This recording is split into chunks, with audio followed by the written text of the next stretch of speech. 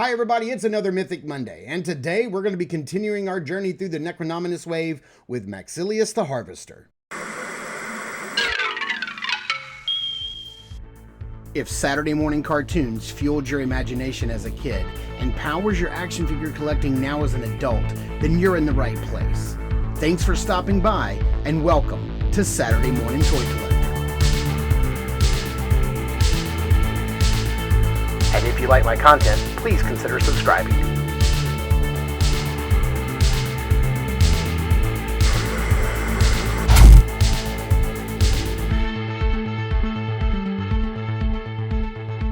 And here we have a closer look at the package. You can see just about everything Maxillius comes with. We have his faction symbol there.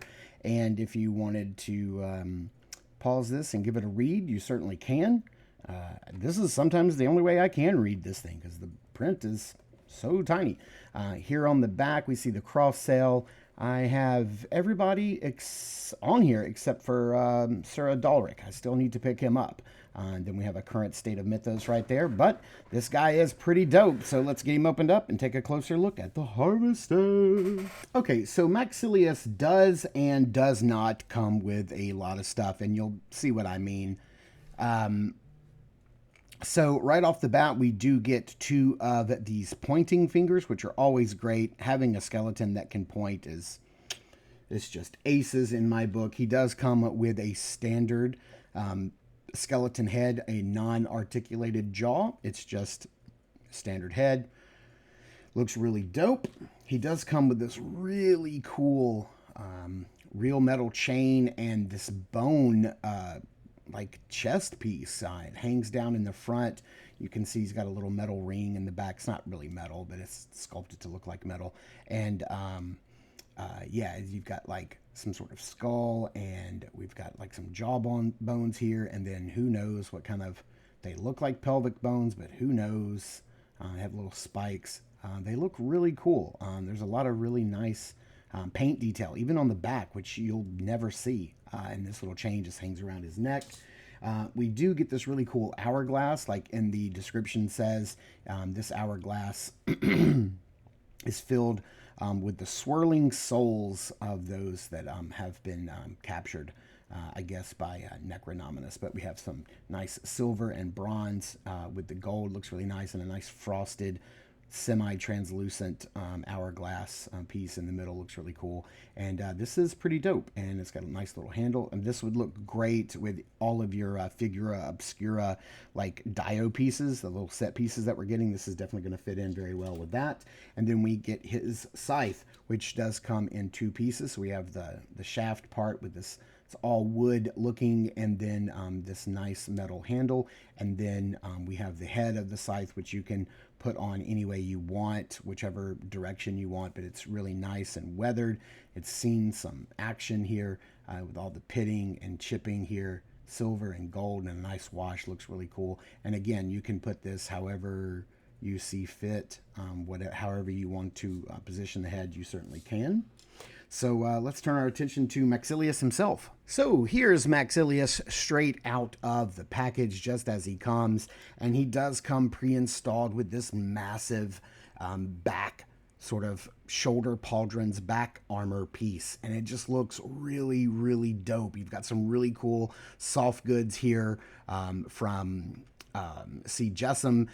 You can totally strip this guy down and have just, you know, your basic Grim Reaper style, but I did want to kind of just show him off in 360 and show like exactly how this figure looks right out of the package. He looks very creepy, very scary, and very much ready to do the devil's work. And yeah, let's get this guy off the rotating base and punch in on some of that just wicked gory detail. Okay, taking a closer look at Maxillius here, you can see that he does have a completely different skull on him in the package. This is a really cool skull piece.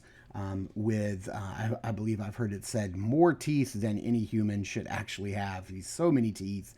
He has bones that have grown over the eye sockets, so he is not, you know, finding his way through the battlefield by sight. And so here's a look at the other skull that comes with him. This skull is very cool and very creepy, and of course will stay on him, no doubt, on my shelf. But did just want to show, like, if you wanted, your basic, Grim Reaper, he comes with a skull to do so, and that's pretty cool. But yeah, just for the rest of the review, he's probably going to stay like this. As you can see, the hood, you can position it any way you want. You can kind of like have it standing straight up and down. There is a very nice wire around the hood, so you're able to position it sort of half on, half off, like this, or kind of bring it forward a little bit. I wish there was like a little wire running across the top so you could angle the tip of his cap down, the tip of the hood down, so it didn't just poke straight out the back like that, but it is what it is. And then here is this singular pauldron back piece, so you can see lots of like backbone, vertebrae, and rib pieces. This thing that appears to be metal, but it's actually plastic. You've got all of these, what they look to be like bones. If you can see, they're all jawbones from various creatures, whatever this piece is. And then we've got these blood red feathers, which they are indeed feathers, but mixed in with the same color as like the muscle and sinew that's like in between the bones. It's the same color, so they're either running red from the blood from these pieces dripping down, or maybe they could, in your mind, they could even be strips of flesh, which is kind of what they remind me of, like the Viking. We just talked about this on Double Jointed. I believe it was Andy that pointed out it was the blood eagle. Is that the Viking blood eagle, where they would flay someone's back skin open and leave it hanging as they strung them up? But this is all one big piece, so you just have to be real careful. You can unplug it and you can see exactly how it plugs in. So yeah, that is pretty gnarly. You've got two holes here in the back of the tunic, and they go straight into the back of the figure. We have this nice little rope that is tied right there and hangs down very nicely. We have very long sleeves. If you saw one, I kind of had it hanging down like this. So the sleeves are very long, but they also have a wire completely running around them on the opening, and so you can position them and get that draping. Oh, I have a hair right there. That's gross. You can have them draping down just like that, and it looks really cool. And we will take the tunic off so you can see the skeleton underneath. He does have two gripping hands on him in the package, but this is the same base body, the same skeleton base body that we've seen before. So why don't we take these robes off and take a closer look at the skeleton underneath. All right, so here is Maxillius the Harvester, streaking across the football field. He is, from the neck down, he is the same standard skeleton Legion Builder 2.0 body. So let's put him right here in the middle, and then let's bring in the actual skeleton Legion Builder 2.0 body. So there that is. And then let's bring in the skeleton Legion Builder from the Graveyard Skeletons pack.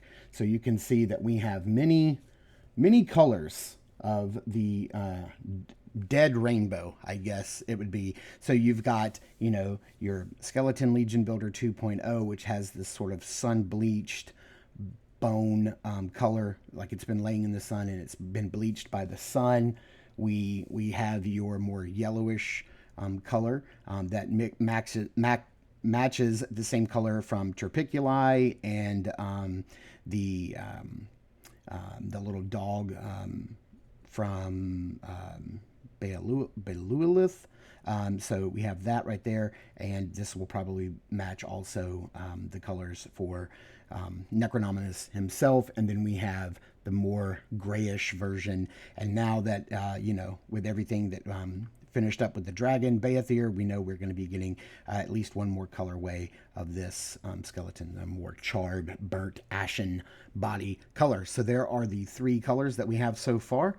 All the exact same body, all the same mobility, all the same articulation, just in three different colorways. Now, I know I've heard the complaints that a lot of people say that this is a very plain, very basic figure. And, if you strip him down, absolutely. I think that's the appeal of this guy, is that, you know, he may even appeal to some people who are not Legions collectors but really want like a very nice, highly articulated Grim Reaper. Then this is certainly fits the bill. I can't imagine a better Grim Reaper figure out there on the market, especially at this price point. Yeah, I mean, but if you are a Legions collector and you are filling out your Necronominus ranks, then you definitely have to have Maxillius, being that he is the Harvester for Necronominus, one of the, you know, 4 main villains. And this is like his predecessor. This is his Silver Surfer to Galactus. You know, this guy is really cool. You guys know what to expect with the body, but everything else he comes with is a very pleasant surprise. You know, that horrible like back piece that he comes with, and I mean horrible in the most grotesque way, is amazing. It looks beautiful. It's extremely well painted and detailed. The sculpt is incredible by Eric. As always, it just looks so creepy. And I mean, I think he comes with the perfect amount of stuff. I can't think of much else that I would rather him come with. I know that people, you know, some people are going to complain, but, you know, we let them. We let them and we move on, because this guy is really, really fun to mess around with, and he poses very well, and he is very menacing on your shelf. He definitely has that shelf presence. So thank you guys so much for tuning in and watching. I super appreciate it. Please continue to check us out over at Instagram at Saturday Morning Toy Collector. I am your Saturday Morning Toy Collector, Mark, and I will see you in the toy aisles.